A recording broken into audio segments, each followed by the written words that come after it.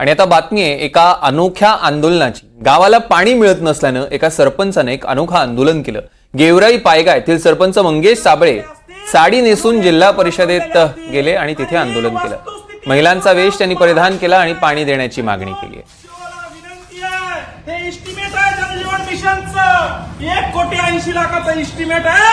4 वर्ष झाले काम चालू आहे। 4 वर्ष झाले तुम्ही भ्रष्टाचार केलाय। 4 वर्ष झाले तुम्ही महिलांना आमच्या प्यायला पाणी या ठिकाणी दिलं नाही। आणि म्हणून गेवराई पायगा गावाच्या महिलांच्या वतीनं शिवला या ठिकाणी आम्ही निवेदन देण्यासाठी आलो आहे की लवकर आमचं जलजीवनचं काम सुरू करा।